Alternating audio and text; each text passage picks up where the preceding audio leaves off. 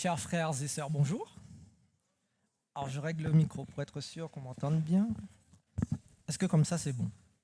Super. Bienvenue à tous et bienvenue à ceux qui nous visitent. Que l'Éternel puisse vous garder. Alors je me présente, pour ceux qui ne me connaissent pas.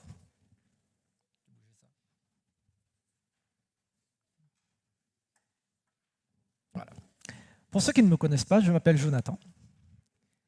Je suis marié à une magnifique épouse. J'ai 2 enfants merveilleux. Et je rends grâce à Dieu de voir certains visages que je n'ai pas vus depuis un moment. Pour commencer notre partage, j'ai une question simple à vous poser. Quelle est, selon vous, la plus grande faiblesse de l'homme? Alors, bémol, on va échanger sur un sujet que je prends plaisir à partager. Certains d'entre vous ont déjà échangé avec moi sur ce sujet, donc vous connaissez déjà la réponse, donc ne donnez pas la réponse. Nous allons aborder un sujet qui peut porter à toucher les âmes et qui potentiellement pourrait vous faire sortir de la salle. Ce que je vous propose, c'est d'écouter jusqu'à la fin tout ce que nous allons dire. Je vous rappelle que j'ai une fille, j'ai des sœurs et j'ai une épouse. Donc, ce que je vais vous dire, quel que soit ce que vous pourrez comprendre au départ, n'est pas amené à vous offenser. Je vous repose la question. Quelle est, selon vous, la plus grande faiblesse de l'homme? La femme? Alors, attendez. Ok. Alors.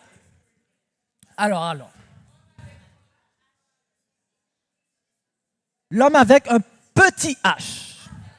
Donc, je répète ma question. Quelle est la plus grande faiblesse de l'homme avec un petit H?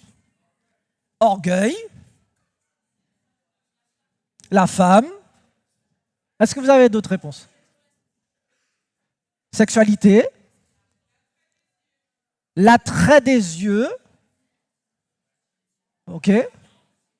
Sexualité, attrait des yeux, orgueil, tentation, convoitise, son propre plaisir. Ok. L'argent. Ok, l'argent. Donc, vous m'avez proposé comme réponse orgueil, sexualité, femme, argent, convoitise, finalement, son propre plaisir. Donc, il y a plusieurs points qui finalement se rassemblent par rapport à l'orgueil. Donc, égoïsme aussi. Ok. Je vous repose une autre question. Quelle est, selon vous, la plus grande force de l'homme, petit h? Pourquoi la femme? Alors, attendez. Donc, je vous fais participer, s'il vous plaît, je vous fais participer. Mais n'oublions pas que nous sommes dans le temple du Seigneur. Alors, vous m'avez dit, donc pour une majorité, la femme. D'accord? Ok. Est-ce qu'il y a une autre pensée? Humilité, la foi, sagesse, son rôle de leader. Donc, ma première question était, quelle est la plus grande force de l'homme? Enfin, la plus grande faiblesse, de l'homme. Et la deuxième était, quelle est la plus grande force de l'homme? Je vous apprends, nous allons le découvrir, que la plus grande faiblesse de l'homme est aussi sa plus grande force, la femme. Mais ne vous inquiétez pas, vous me connaissez, je suis un homme qui marche avec la Bible. Donc nous allons partager ensemble. Je vous invite à incliner la tête avec moi pour que nous puissions prier.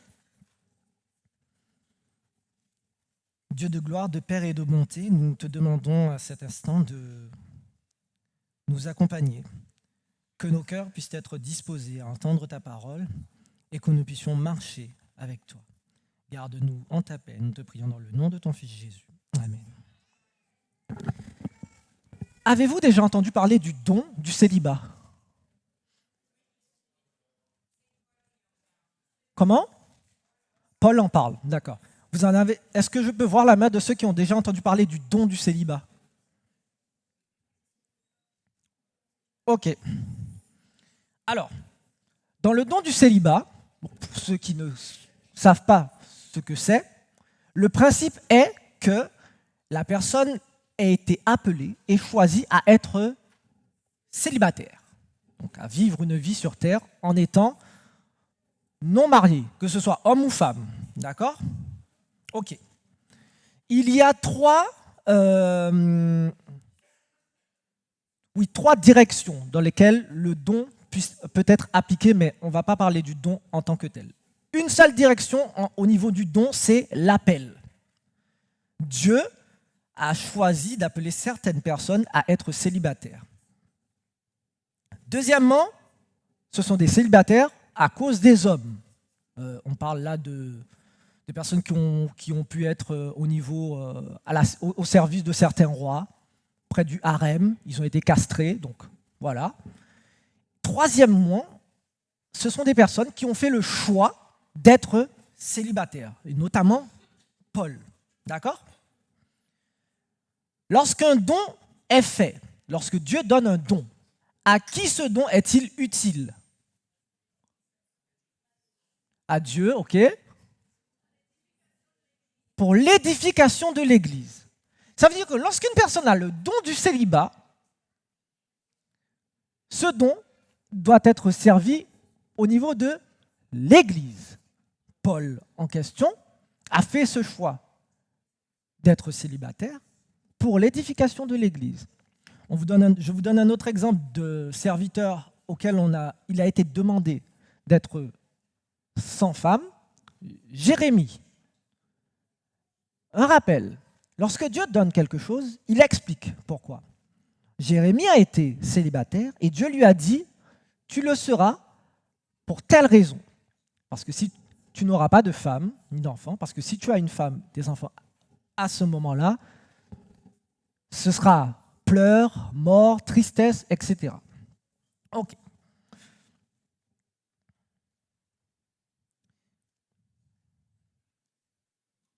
Donc je vous donne deux textes pour être sûr hein, qu'on s'accorde. Matthieu 19, verset 12.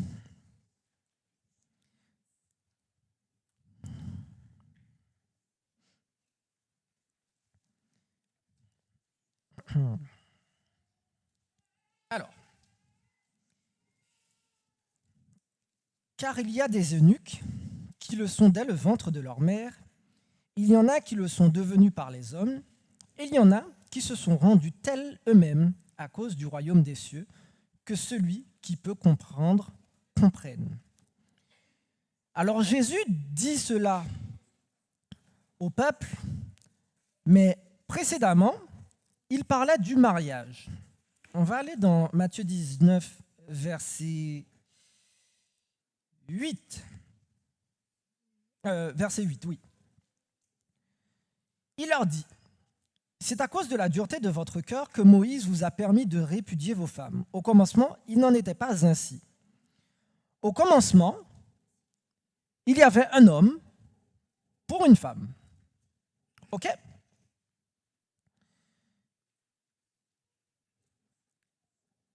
Une autre question. Selon vous, pour quelle raison la femme a été créée? Alors, je vais changer ma question. Pour pas que vous alliez trop loin. La femme a été créée à la suite de quoi? Pourquoi?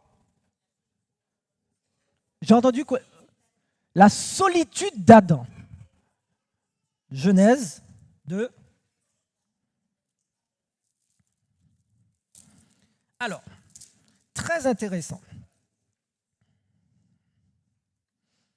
Genèse 2,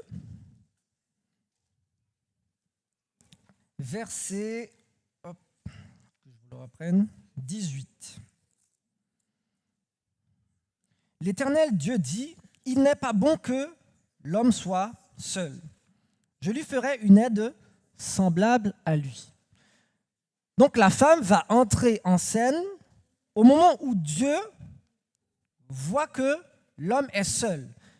Alors, je suis désolé pour mes amis théologiens qui utilisent ce texte pour dire que l'homme est un homme qui doit être en communauté. Mais si c'était le cas, il aurait créé 2 copains après Adam. Il a dit, il n'est pas bon que l'homme soit seul, je lui ferai une aide semblable à lui, et il a créé une femme. Donc, Dieu établit un principe clair, que l'homme et la femme marchent ensemble.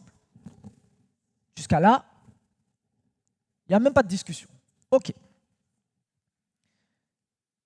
Est-ce que Adam a demandé à Dieu de créer une femme? Non. Ok. Est-ce que Adam a prié pour avoir une femme? Non. Donc Adam n'a pas fait de liste en disant, Seigneur, je voudrais une femme aux courbes généreuses, avec un esprit disposé à m'élever au-dessus des autres. Dieu va répondre à un besoin d'Adam que lui-même n'a pas exprimé. Est-ce qu'on est d'accord? On est d'accord. Mais est-ce que vous savez que Adam va confirmer le fait qu'il attendait quelque chose de la part de Dieu? Oui ou non?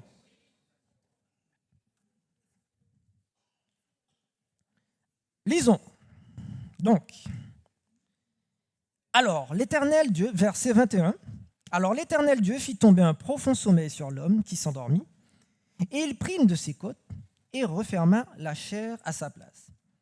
L'Éternel Dieu forma une femme de la côte qu'il avait prise de l'homme et l'emmena vers l'homme. Et l'homme dit, et ça c'est très important, faire très attention aux mots, voici 7 fois, 7 fois là, voici 7 fois celle qui est os de mes os et chair de ma chair. Pourquoi il dit 7 fois, selon vous? À travers les animaux, il a vu qu'il manquait quelque chose. Adam, finalement, de par ce qu'on comprend, se demande, mais il y a quelque chose qui manque, c'est pas possible.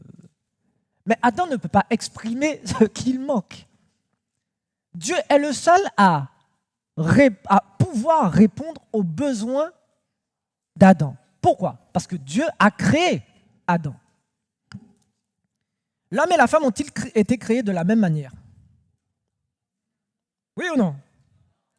On est d'accord. Mais pourtant, notre société veut absolument que l'homme et la femme soient pareils. Vrai ou faux? Ok, on est d'accord sur ça. Alors, excusez-moi. Le premier Adam a péché et est tombé, a été désobéissant. Pour quelle raison? Pourquoi Adam a péché? Il a cédé pourquoi? Par amour. Par âme. Est-ce que vous avez noté ce que Adam a dit lorsqu'il a vu Ève la première fois? Voici celle qui est os de mes os, chair de ma chair. Il ne la connaissait même pas. Non mais, Dieu a répondu à un besoin. Adam, voilà quoi. Elle était là. Au moment où Adam choisit de manger le fruit, Est-ce que Adam est conscient qu'il désobéit à Dieu? Oui. OK. Donc il le fait de manière délibérée, par amour. Amour aveugle. Hein? Parce que, non mais, on est là pour discuter. Hein? Par amour humain. Parce que, regardez bien, avant que Ève ne soit créée, Dieu dit à Adam qu'il ne doit pas manger de cet arbre. Il est le premier au courant. Il le sait très bien. Au moment où le fruit est proposé, Adam, dans sa tête, je suis désolé, hein, les calculs y sont faits. Si je dis non, elle a déjà mangé le fruit. Hein. Je risque de la perdre. On revient à l'un des points qui avait été donné. Orgueil, plaisir personnel, vanité, oui. Sexualité, on en revient, effectivement. Femme, on revient aussi à ça. Donc, l'homme va choisir de désobéir à Dieu, sachant pertinemment qu'il mourra. Le second Adam, est-ce que vous savez qui est le second Adam? Ok. Le second Adam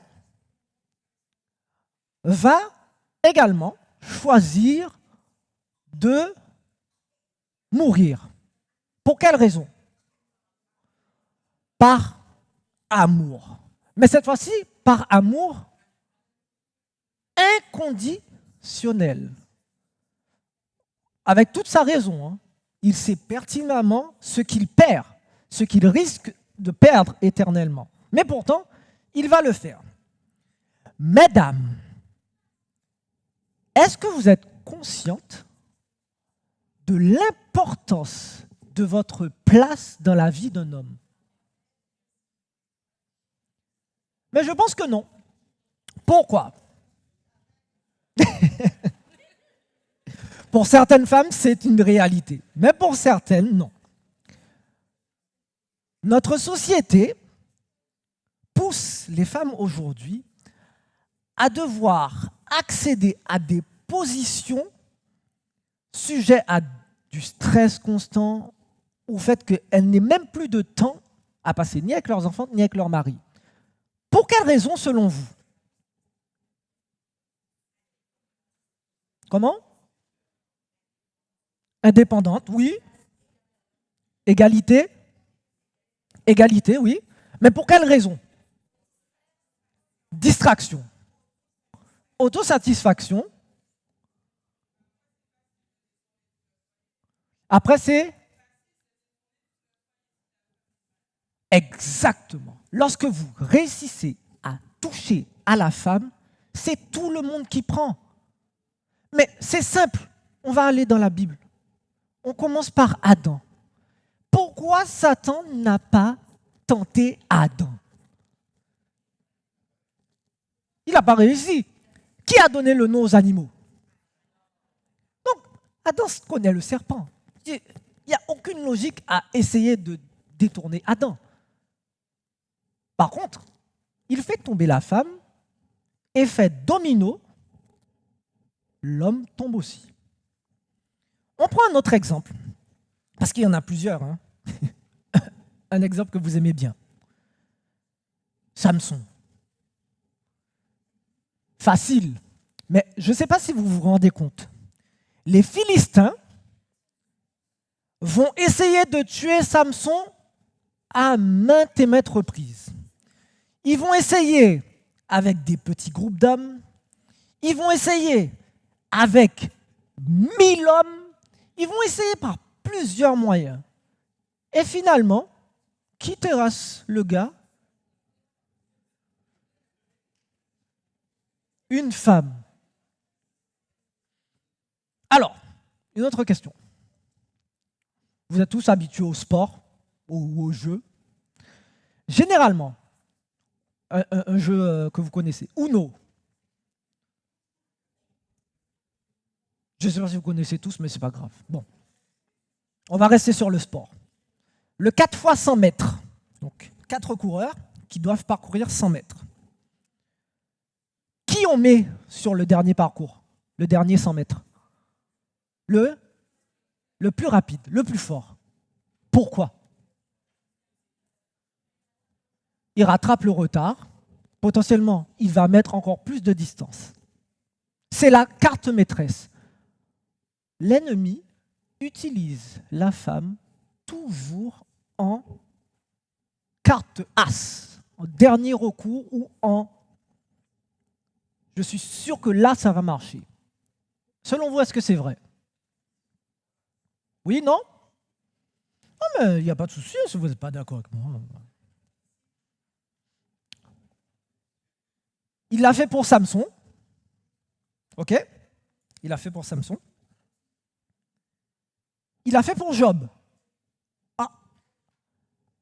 Un rappel de l'histoire de Job? Il n'y a pas plus fidèle que lui sur terre. Satan vient dire oui, j'ai la terre pour moi, etc. Job 1, Job 2, le livre. Dans Job 1, Satan dit oui, mais il est fidèle à toi parce qu'il a plein de biens, tu l'as béni. Ok, retire-lui tout ce qu'il a. On lui retire tout ce qu'il a. Est-ce qu'il se détourne? Non. Finalement, Satan va dire oui, mais il a la santé, c'est pour ça qu'il reste fidèle.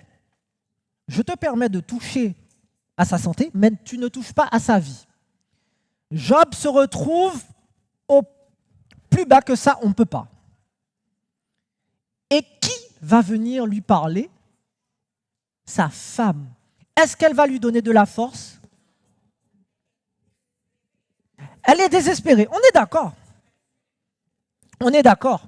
Mais c'est aussi là où il faut se rendre compte de quelque chose de très important. Le couple est censé se fortifier l'un l'autre. Lorsque un est à terre, si on peut dire ça comme ça, l'autre est là pour l'épauler. Au moment où Job est au plus bas, sa femme est, si je puis dire ça comme ça, l'aide, le soutien le plus puissant qu'il puisse avoir. Et pourtant, elle va lui dire de maudire Dieu et de mourir. Job 2. Bon, Job va rester fidèle à Dieu. Il ne va pas tomber.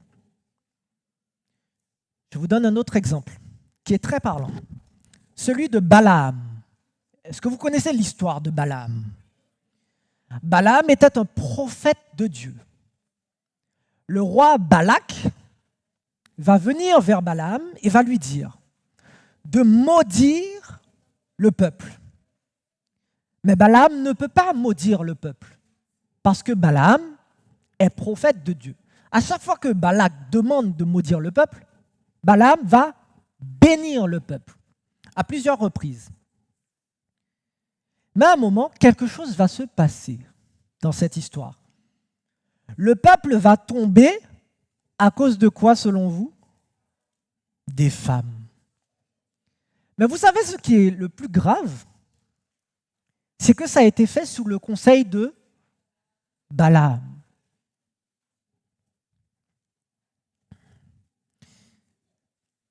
L'histoire se trouve dans Nombre 25, verset 1. Je vous l'ai raccourci. Nombre 25, verset 1. Et la confirmation de ce qui a été fait et que ça a été fait par Balaam se trouve dans Nombre 31, versets 15 et 16. Donc, je lirai d'abord Nombre 25. Israël demeurait à Sittim, et le peuple commença à se livrer à la débauche avec les femmes de Moab. Il leur a simplement dit, il a dit, vous ne pouvez pas gagner. Dieu, en fait, c'est le peuple de Dieu, ils gagneront. Il n'y a pas de chance pour vous.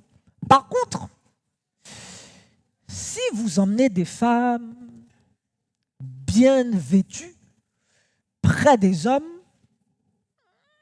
il y a des chances qu'ils puissent tomber. Nombre 31, verset 15-16. il leur dit, avez-vous laissé la vie à toutes les femmes? Voici, ce sont elles qui, sur la parole de Balaam, ont entraîné les enfants d'Israël à l'infidélité envers l'Éternel dans l'affaire de Péor, et alors éclata la plaie dans l'assemblée de l'Éternel.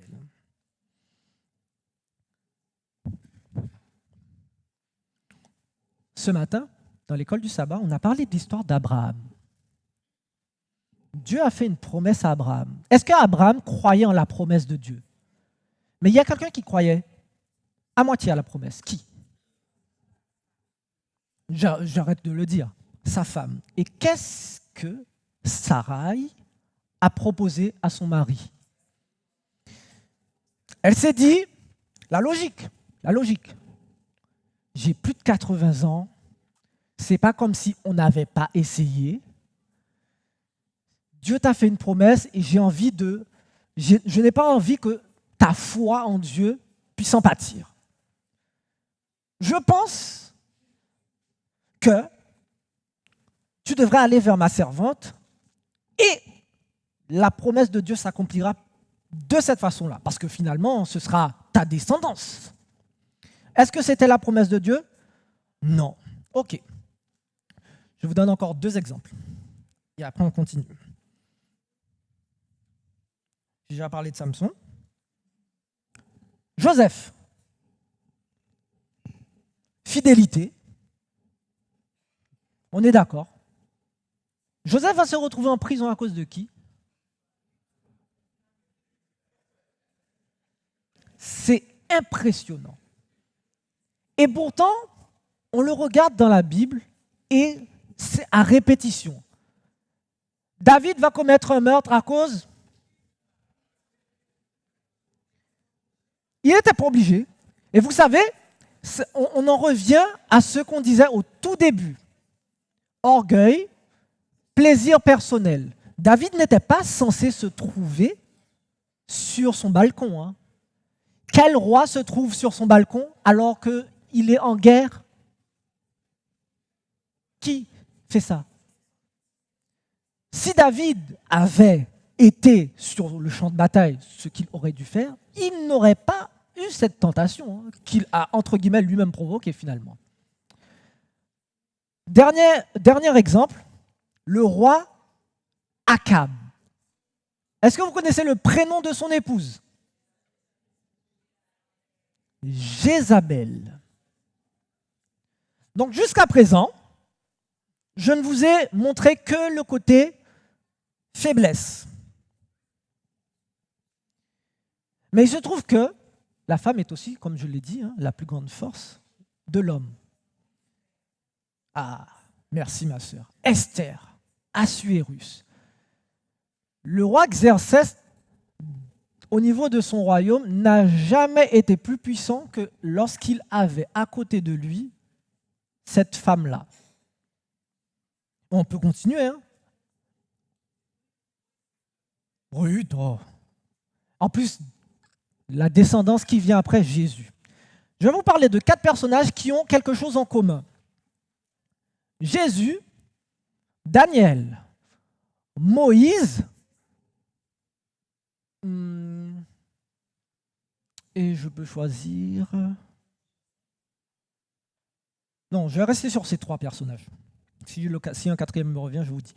Daniel, Moïse, Jésus, Jean-Baptiste. Ces 4 personnages ont quelque chose en commun. En plus, je vous ai aidé.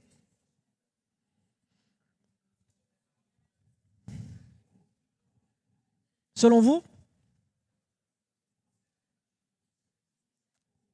ancêtres, ils ont été appelés. Oui, Moïse a une femme. Mais ils ont tous les 4 quelque chose en commun. Jésus, Daniel, Moïse, Jean-Baptiste. Vous savez pas? Ok. Prophète? Non, mais je vais vous aider. Leur éducation a été faite par qui? Non, pendant 12 ans, Moïse a vécu à la maison. Non. Alors, pour être sûr, malgré tout le vécu que Moïse a eu et où il a fallu 40 ans d'épuration, les 12 années vécues au sein du foyer ont fait de Moïse ce qu'il était. Moïse, Daniel, Jésus et Jean-Baptiste sont 4 personnages, il y en a d'autres, sont 4 personnages qui ont été éduqués principalement à la maison par des femmes. Et ces personnages ont été ce qu'ils ont été. Je vous répète encore une fois, mesdames, êtes-vous conscients de l'importance que vous avez dans la vie d'un homme? Messieurs, si vous n'êtes pas conscients, maintenant prenez conscience. Il y a une citation qui dit « Femme heureuse, mari heureux ». Je vais vous prendre 2 exemples. On s'arrêtera bientôt là. 2 exemples du monde. On va dire presque récents, oui. Souvent nous disons, derrière chaque grand homme, il y a une femme. Il n'y a même pas besoin de dire grande femme. Non, non, non, non. La femme est automatiquement grande. Il n'y a pas besoin de rajouter l'adjectif grande devant. Ça, c'est un piège. Ça, c'est un piège du monde pour faire croire que non. Automatique, il y a une femme derrière, l'homme, il sera grand. Alors, je vous donne 2 exemples. Le premier, c'est celui de Will Smith. Vous connaissez l'acteur, d'accord? Vous avez sûrement dû entendre parler de ce qui s'est passé. L'homme en question était là. Argent, notoriété, tout. Il avait tout. En une fraction de seconde, il a tout perdu. Pourquoi? Sa bêtise. Ok, mais jusqu'à là on peut être d'accord. Mais il a fait ça pourquoi? Sa femme. Alors, on dit qu'il n'était pas obligé. Et c'est là que c'est très intéressant et c'est pour ça que c'est toujours utile de prendre les exemples. Est-ce que Adam était obligé de manger le fruit? Pourquoi il l'a fait? Par bêtise, amour humaine. Ok, d'accord. Mais il l'a fait principalement par rapport à sa femme. Dieu va lui dire, parce que tu as écouté ton cœur, parce que tu as écouté la voix de ta femme, en fait. Cet homme dont je parlais tout à l'heure, du coup, Will Smith, donc en gros, la partie où il perd tout, on est dans une célébration où ils vont recevoir des prix. Un comédien fait une blague sur son épouse. Tout le monde rigole. Lui aussi, il rigole. Mais il y a un détail, et là, plusieurs l'ont vu, il y a un détail sur le visage de sa femme qui lance un appel à son mari. Oui, elle a rigolé d'abord. C'est ça qui est compliqué. Elle rigole d'abord et après, elle fait une sorte de... Le mari, c'est son mari, donc ils connaissent les codes. Le mari comprend qu'il doit faire quelque chose. Il n'est pas obligé, hein, mais il choisit de le faire. Et c'est là que tout se perd. C'est-à-dire que le geste qu'il va faire va lui faire perdre plein de choses, plein de contrats et autres. Et la femme qui était censée être son soutien va dire « Ah, mais moi, je n'ai rien demandé. Hein. » Il a fait ce qu'il voulait. Messieurs, dans votre choix du conjoint, rappelez-vous que la femme qui sera à vos côtés sera celle qui pourra vous accompagner là, ou ce sera celle qui vous mettra là. Pourquoi? La parole de Dieu nous dit, Proverbe 31, versets 29 et 30. Plusieurs filles ont une conduite vertueuse, mais toi, tu les surpasses toutes. La grâce est trompeuse et la beauté est vaine. La femme qui craint l'Éternel est celle qui sera louée. Chère femme, mariée ou en devenir, rendez-vous compte que l'Éternel vous appelle à être un pilier dans le foyer et à faire d'un homme, et même des hommes, de grands hommes. Messieurs, soyez conscients que lorsque votre choix d'une épouse devra se faire, ce choix sera un choix pour la vie éternelle ou pour la mort éternelle. Enfin, je vous laisse avec un dernier texte. Deux derniers textes, pardon. Romains 8, verset 26. De même aussi l'Esprit nous aide dans notre faiblesse, car nous ne savons pas ce qu'il nous convient de demander dans nos prières. Mais l'Esprit lui-même intercède par des soupirs inexprimables. Lorsque Ève est créée, Dieu répond à un besoin que Adam n'a pas pu exprimer. On vous parle souvent, je pense, On vous parle souvent. Il est proposé de faire des listes.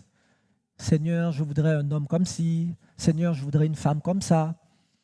Si on prend le premier exemple biblique, on n'a pas besoin de faire tout ça. Parce que Dieu est le seul à pouvoir répondre aux besoins. Le monde va vous avoir. Il pourra vous donner l'enveloppe que vous voulez. Mais à l'intérieur, ce ne sera potentiellement pas ça. Et au final, vous vous retrouverez au plus bas. Messieurs comme mesdames. Messieurs comme mesdames mariés, prenez donc conscience que le cheminement que vous faites aujourd'hui sur terre est un cheminement qui est fait pour la gloire de Dieu. Donc que l'Éternel puisse nous accompagner à rechercher toujours sa face et enfin que nous puissions garder dans nos cœurs le Proverbe 18, verset 22. Celui qui trouve une femme trouve le bonheur. C'est la grâce qu'il obtient de l'Éternel. Que l'Éternel bénisse sa parole. Amen.